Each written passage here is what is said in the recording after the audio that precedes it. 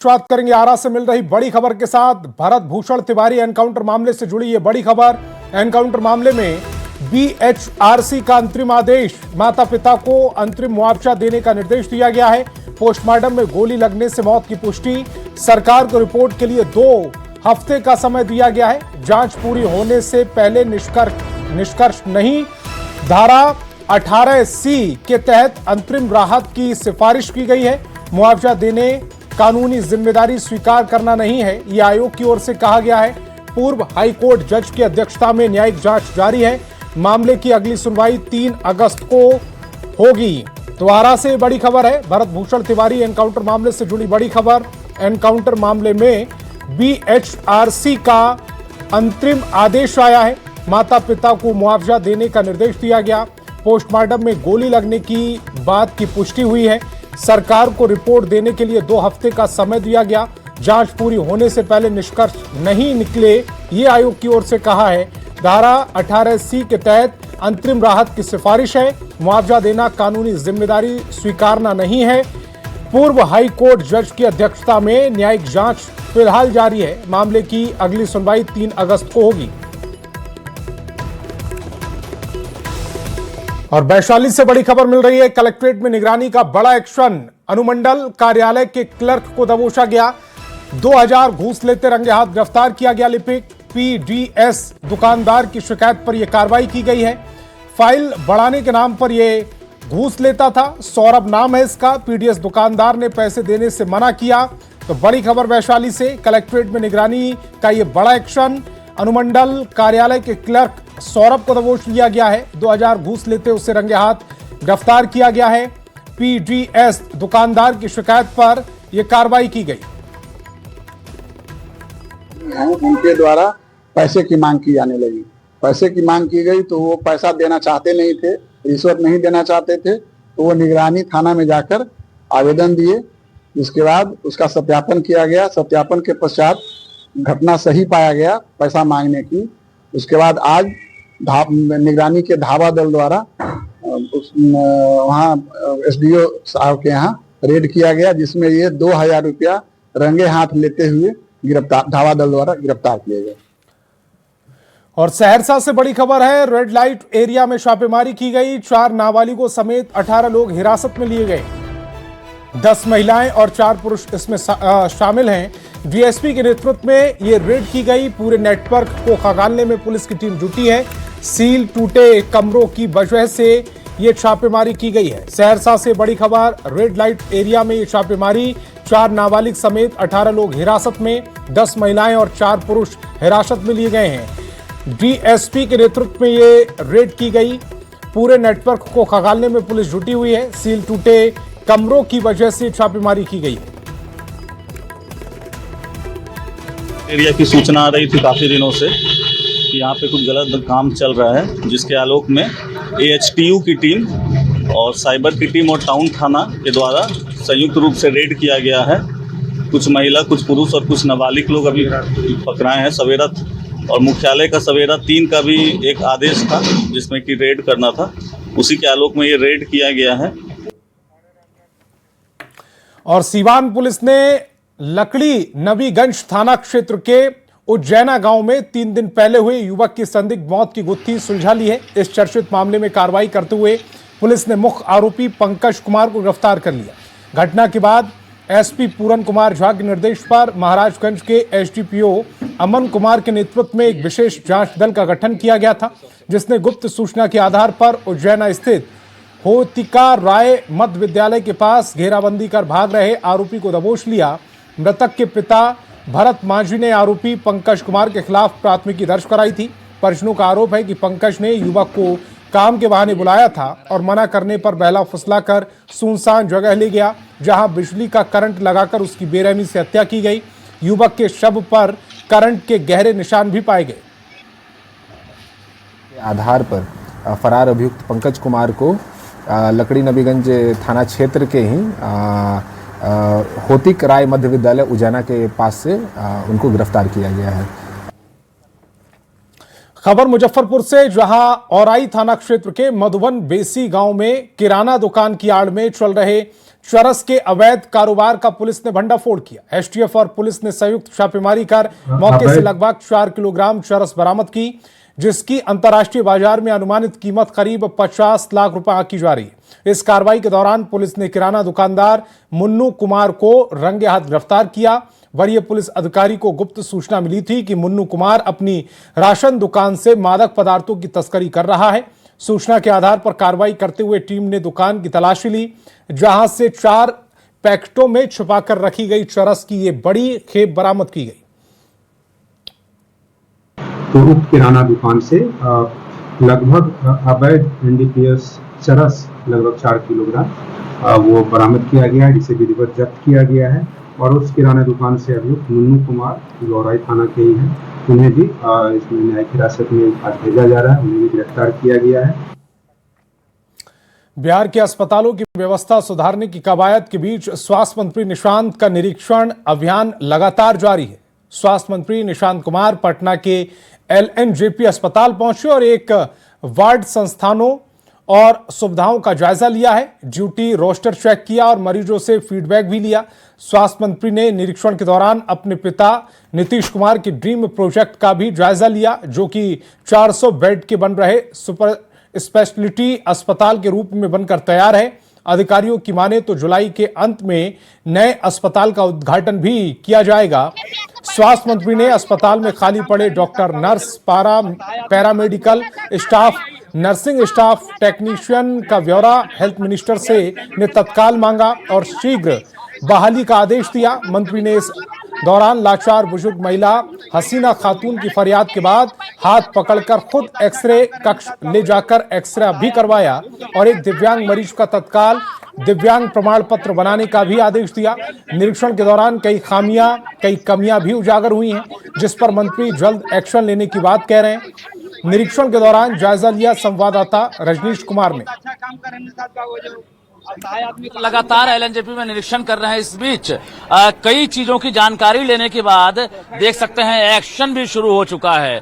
और ये जो ट्राई साइकिल है, ये फिलहाल मरीजों को उपलब्ध नहीं कराया जाता था, और अभी जो स्वास्थ्य मंत्री आए हैं, पूछताछ करने के बाद अस्पताल ने अब जो लाचार मरीज हैं, जो बुजुर्ग मरीज हैं, उनको ये उपलब्ध करा दिया है, ताकि कोई वाहन से उतरने के बाद अस्पताल के बेड तक पहुंचने के लिए ओपीडी आने में, एक्सरे कक्ष में आने में परेशानी नहीं हो। ये जो देख रहे हैं कि पन्नी लगा हुआ है, कागज चिपकाया हुआ, सब कुछ नया नया क्यों? नया इसलिए कि आज ही इसको निकाला गया। इससे पहले जब हम माताश्री को लेके अंदर आते थे तो ऑटो को पहले ओपीडी तक हम लेके आते थे और वहां से गोदी में उठा के बेड पे या कहीं भी ले जाते थे, लेकिन आज उनके आने के बाद ये सुविधा हमको मिली है फर्स्ट टाइम। ये लग रहा है कि नया निकाल कर दिया? हाँ, अभी जस्ट निकाल के ही दिया गया। अच्छा, क्या बोला गया आपको? बोला नहीं गया। ओहू में पहले इसको लेने से पहले हमको अपना आधार कार्ड दिखाने पड़ता, उसके बाद मरीज को अपने ऑटो पर ले जाने तक ही हमको ये सुविधा है। मतलब स्वास्थ्य मंत्री आए तो ये बाहर निकालकर मरीजों को उपलब्ध कराया गया? जी जी जी, बड़ी राहत मिली है। हाँ, राहत तो चाहते हैं कि बिहार के सभी अस्पताल में स्वास्थ्य मंत्री इसी प्रकार से जाएं। हाँ, इसी तरह से दौरा होना चाहिए इनका। चलिए जरा दिखाइए तो। चलिए, ये देखिए, नाम बता दीजिए अपना। अजीत कुमार। आपका नाम क्या है? बालकेश्वरी। बालकेश्वरी जी। हाँ। हो गया इलाज? ये देखिए कि अभी ये नया दिया गया है। इससे पहले यहाँ पर जो मरीज आते थे, बताया जा रहा है कि गोद में उठाकर मरीज को अस्पताल पहुंचाया था, लेकिन स्वास्थ्य मंत्री के आने के बाद ये एक्शन देखने को मिला है। जाहिर है जो मरीज हैं चाह रहे हैं कि अस्पताल की जो व्यवस्था है स्वास्थ्य मंत्री के पहुंचने के बाद यूं ही बदला रहे और जो मरीजों की परेशानी है वो हमेशा के लिए दूर हो जाए। कैमरामैन दीपक के साथ रजनीश कुमार, न्यूज 18 पटना। भागलपुर के विक्रमशिला सेतु पर कल यानी 8 जुलाई और 9 जुलाई को रात 10 बजे से लेकर सुबह 5 बजे तक वाहनों का परिचालन पूरी तरह बंद रहेगा। सेतु पर बने बेली ब्रिज की जगह स्थायी निर्माण कार्य शुरू करने के लिए आईआईटी पटना की विशेषज्ञ टीम जांच करने जा रही है, जिसके मद्देनजर भागलपुर जिला प्रशासन ने यातायात पर पूरी तरह प्रतिबंध लगाने का फैसला लिया। आईआईटी पटना की ये टीम पुल के क्षतिग्रस्त हिस्से और बेली ब्रिज का तकनीकी मुआयना कर अपनी रिपोर्ट सौंपेगी, जिसका पूरा जायजा लिया संवाददाता विकास कुमार सिंह ने।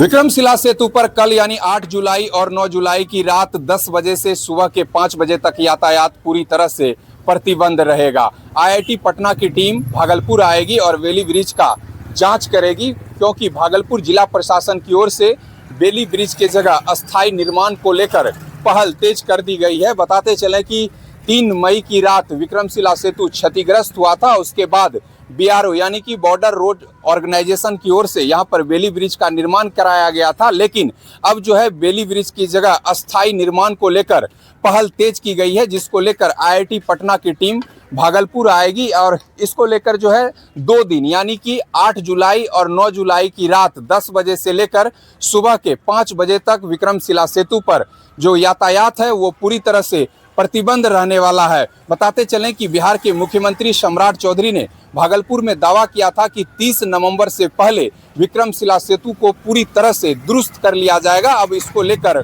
पहल तेज कर दी गई है। विकास कुमार सिंह, न्यूज़ 18 भागलपुर।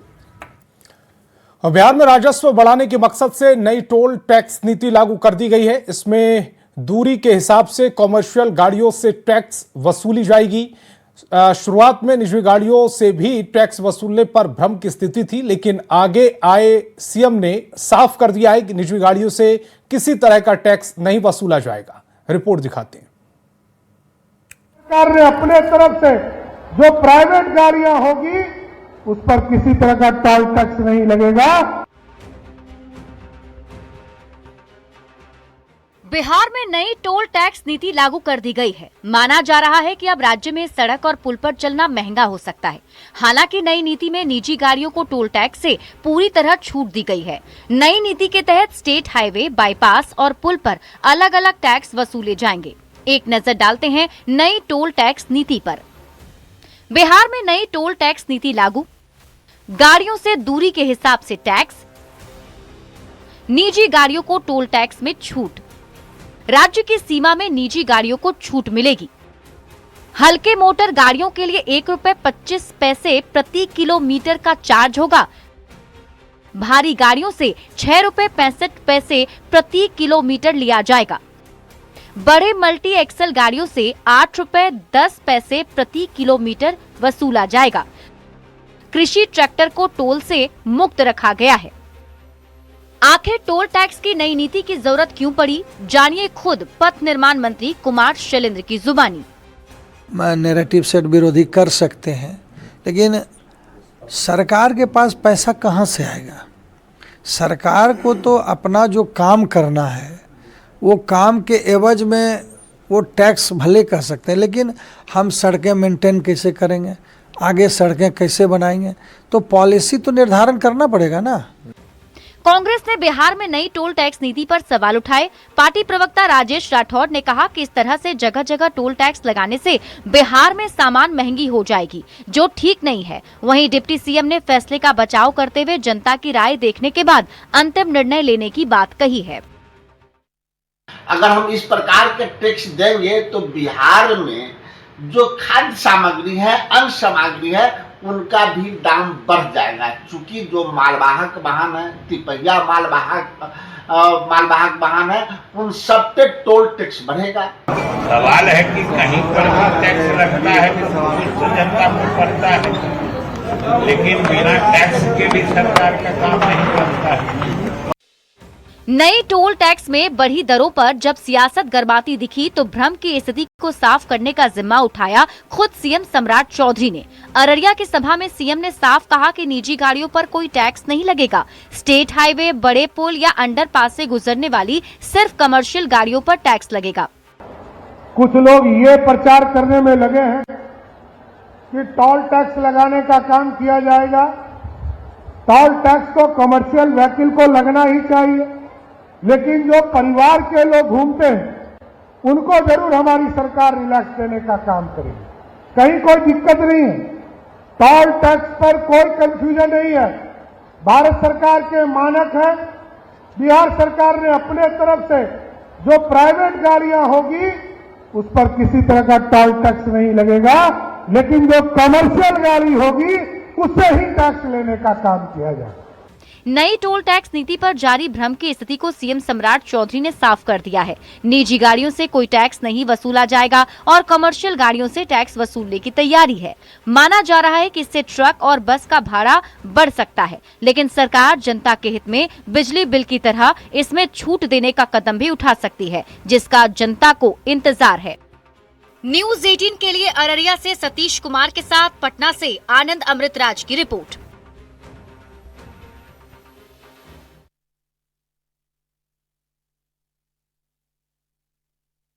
में शराब की सूचना पर यह एक्शन लिया गया। कई लोगों को हिरासत में लिया गया है। हिरासत में लिए गए लोगों से पूछताछ भी की जा रही है। भारी पुलिस बल की मौजूदगी में घंटों ये सर्च ऑपरेशन चला। शराब कारोबार के इनपुट पर यह कार्रवाई की गई है। तस्वीर भी देख लीजिए। उत्पाद विभाग और पुलिस की ये बड़ी छापेमारी सीवान में चली है।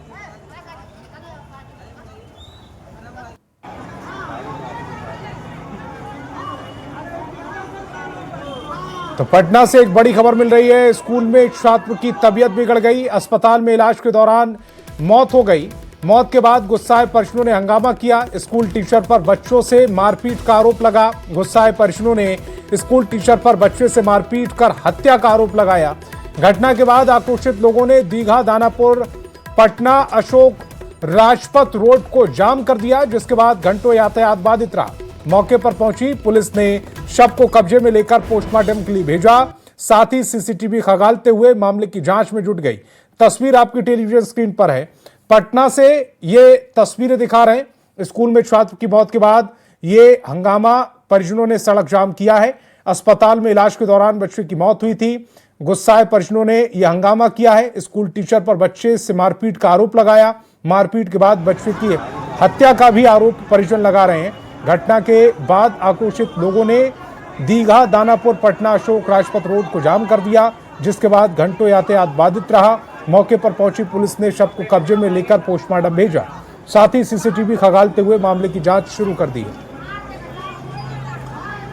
और मुजफ्फरपुर में विवाहिता की संदिग्ध मौत मामले में बड़ी कार्रवाई की गई, जहां दफन लाश को 3 दिन बाद निकाला गया। मामला कुड़नी थाना क्षेत्र के रामचंद्रा का है, जहां के रहने वाले मोहम्मद रिजवान की पत्नी नजराना खातून की 2 जुलाई को संदिग्ध हालत में मौत हो गई।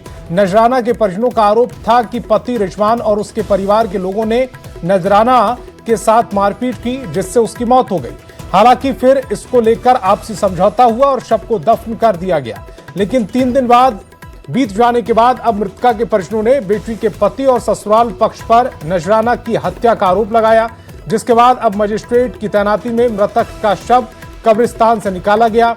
अब पोस्टमार्टम के बाद ही मौत की सच्चाई सामने आ पाएगी।